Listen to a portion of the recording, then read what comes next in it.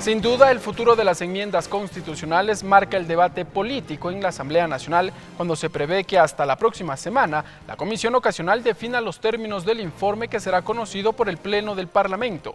¿En qué medida la postura reciente de Alianza País sobre la reelección ha incidido en el producto final del proyecto? ¿La enmienda sobre la Defensoría del Pueblo será única la que se eliminaría? Estas y otras dudas las analizaremos con nuestra invitada en el espacio de entrevistas de la Televisión Legislativa.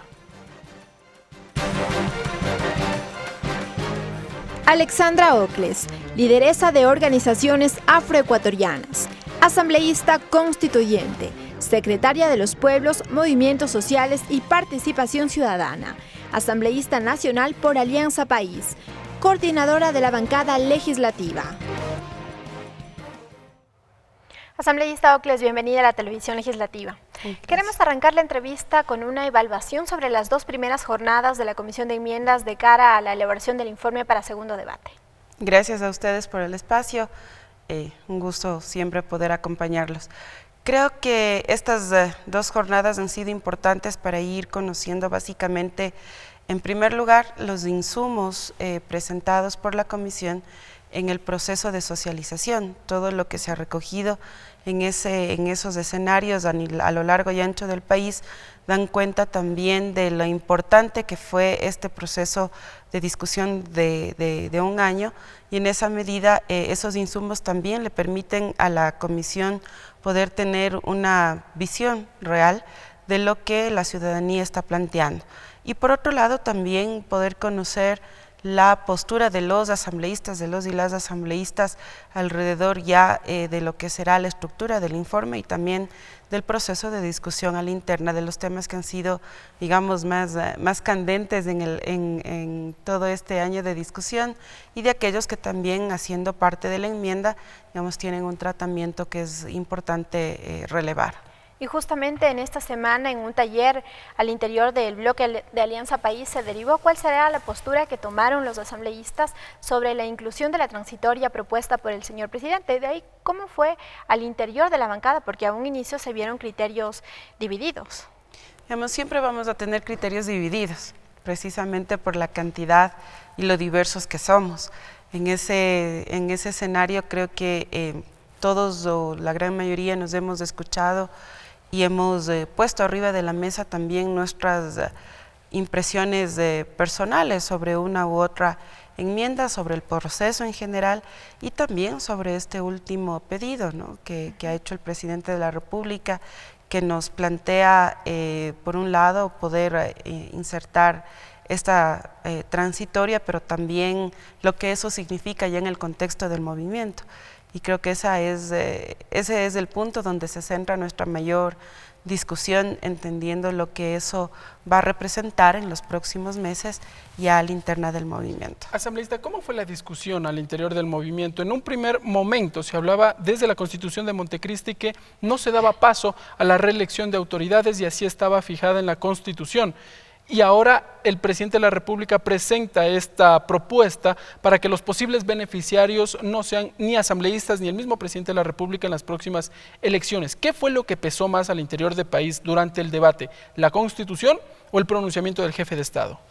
Yo creo que siempre hubo la consideración de que eso podría pasar, tomando en cuenta también de que hay opciones personales, y en este caso la del presidente, pero también la de nuestros compañeros que desde una postura ética han planteado no ser casi juez y parte y no ser beneficiarios, sobre todo, de lo que podría significar la reelección como tal.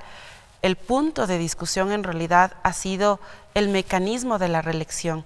¿Qué pasó en Montecristi? En Montecristi veníamos de una experiencia de un país ingobernable, de un país sin institucionalidad, de un país en donde primaban otros intereses y no los del ser humano, y seguramente muchas cosas puestas en Montecristi que son importantes y fundamentales para la vida del país, y en este caso el tema de la reelección nos hacen pensar también en cómo en estos años la sociedad ecuatoriana ha cambiado, y eso creo que uno no puede menospreciar. las constituciones deben adaptarse a las dinámicas sociales, políticas, económicas de los países. Y creo que esa es una acción que también nuestro movimiento ha contemplado y ha revisado y hemos discutido. Tenemos diferencias, claro que sí, pero ya en la discusión colectiva hay unos principios que priman y que son entonces la norma y se convierten en norma para todos. Y eso es un poco lo que pasó a la interna del bloque, es decir, con todas las diferencias que podamos tener, con nuestras aspiraciones, por un lado personales, pero también hay que entender que hay aspiraciones que tienen que ver con el movimiento y el movimiento decide, y es también un poco lo que nos ha planteado el propio presidente. Asambleísta, hubo también la discusión de una posible restricción de derechos para quienes no podrán presentarse o más bien postularse en las próximas elecciones, en este caso alrededor de 40 asambleístas del movimiento Alianza País. Digamos, uno podría pensar que la norma puede promover una restricción de derechos, podría uno pensar. Sin embargo, también es una opción colectiva poder asumir de forma ética este principio para que, digamos, se pueda dar también paso a otros liderazgos, a otros personajes. Creo que siempre es importante, digamos, en la política oxigenar los cuadros, y Movimiento País ha trabajado todo este tiempo en el territorio y con los nuevos líderes que hemos ido descubriendo en cada una de las provincias, en ir relevando esos cuadros y esos liderazgos, y creo que eso también es importante.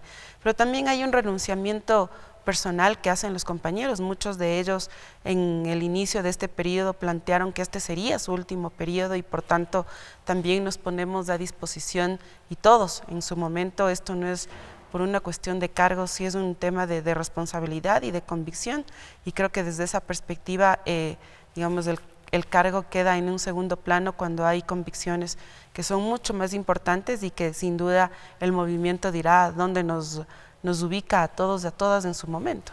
Ahora, asambleísta, esta transitoria, ¿qué pasará con, por ejemplo, los legisladores que no culminaron su segundo periodo, como el asambleísta Paola Pavón, el asambleísta Dalo Bucarán, y cómo Alianza País renovará los nuevos cuadros, entendiendo que son algunos de ellos que ya no podrán postularse otra vez como legisladores? Digamos, los dos asambleístas o ex asambleístas mencionados vienen del periodo anterior y fueron electos para este periodo también. Exacto.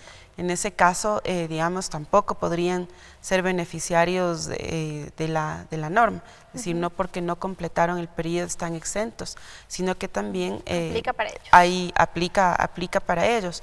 Y eso también será un tema que el Consejo Electoral lo tenga que revisar. En el caso de Fernando Cordero, por ejemplo, él fue electo, ganó las elecciones, retiró las credenciales, pero nunca se posesionó acá en el pleno. Se posesionó, de lo contrario yo no podría estar acá. Él se posesionó y entonces, digamos... Pero nunca estuvo en funciones, nunca ejerció la actividad legislativa en ese periodo. De acuerdo, ese es un tema que decíamos nosotros mismos, incluso nos habíamos preguntado todo eso, y ese es un aspecto que deberá revisarlo a ciencia cierta el Consejo Electoral. Algunos dicen que efectivamente estaría dentro de este número de asambleístas que quedarían por fuera de la próxima elección, y otros han interpretado que sí, que él podría participar. Es un tema que todavía lo revisamos, pero en general es una respuesta que debería dar el Consejo Electoral. Asambleísta, ¿qué estrategias tiene Alianza País para reemplazar o renovar justamente los cuadros políticos en la Asamblea? Bueno, nosotros hemos hecho un proceso de formación política, de reestructuración del movimiento en el territorio. El trabajo, además de territorial con los RCs y con la ciudadanía, da cuenta precisamente de quiénes son como las cabezas visibles en cada uno de los lugares, y ha sido súper importante saber que tenemos compañeros y compañeras que desde un trabajo de base están desarrollando una serie de iniciativas, se están formando y pueden ser los futuros asambleístas. Creo que eso también es importante, o futuros concejales o alcaldes, digamos. La meta de los partidos políticos es precisamente poder ir oxigenando sus cuadros, que no todo se centre en una persona, que no todo se centre en ciertos líderes únicos y eternos que podrían perpetuarse. Creo que ese es un tema que también el presidente nos ha colocado un sinnúmero de ocasiones en la discusión, para que podamos ir reconociendo a aquellos compañeros y compañeras que en el transcurso del proceso formativo, del proceso de acción política, van evidenciando su liderazgo. Asambleísta, en la introducción de la presentación de la entrevista decíamos, la enmienda sobre la Defensoría del Pueblo, ¿será la única que se eliminará del proyecto?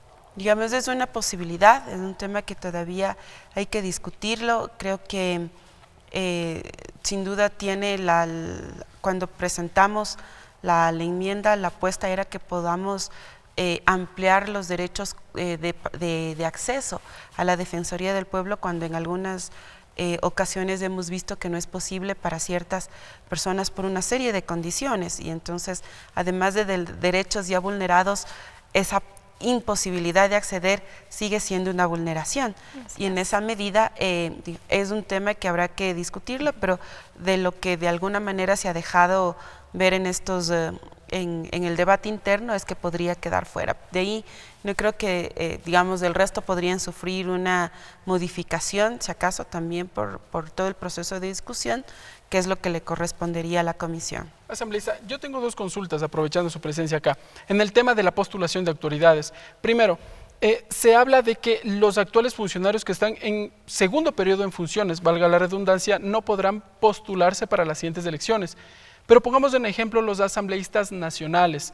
¿Qué va a pasar con ellos? ¿Podrán presentarse como legisladores provinciales? Por ejemplo, la diferencia no es si es nacional o es provincial. Porque la Constitución no hace una diferencia exacta. Así es, lo que usted sabe es que es asambleísta. Exactamente. Y entonces esa es su función. Y si ha estado 2 periodos consecutivos en esa función, entonces es lo que estamos diciendo, en esta ocasión no podría, sí, a partir del 2021.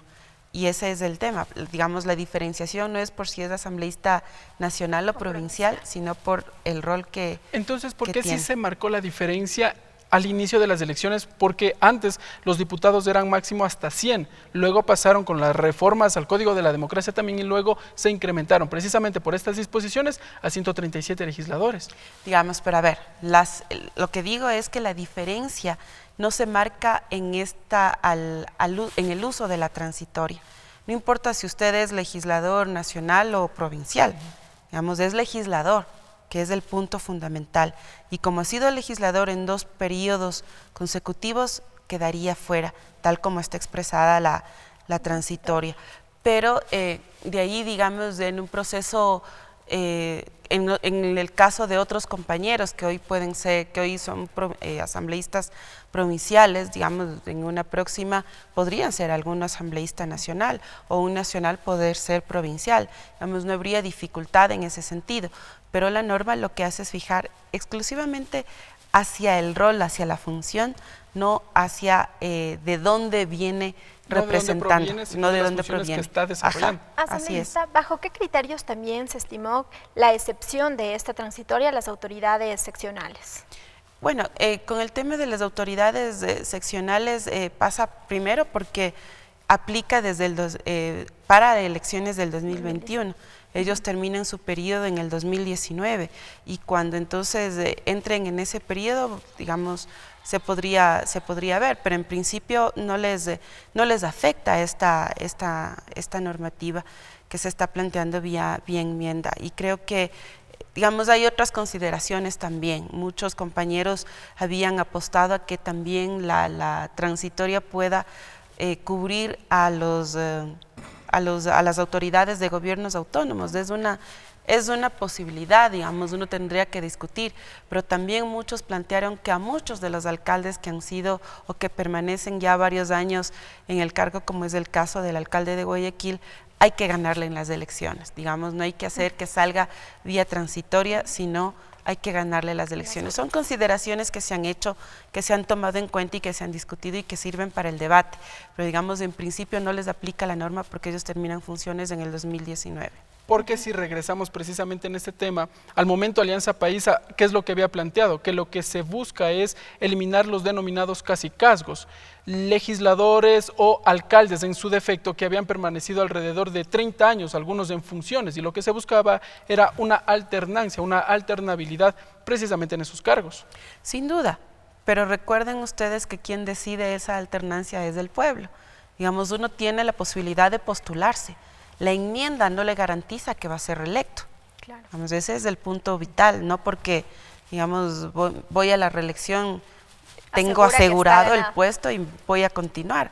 La enmienda no le garantiza, aún sin enmienda. Recuerden lo que pasó en el 2014 con la elección de los alcaldes. Muchos de nuestros compañeros que fueron a la reelección no fueron electos. Entonces, digamos, la apuesta es obviamente a la alternancia, pero eso lo decide la ciudadanía a través del voto, ¿no? Porque de ahí lo otro, lo que le estamos diciendo es usted puede volver a postularse y puede postularse las veces que quiera. Digamos, es lo que ha pasado en el caso de Álvaro Noboa.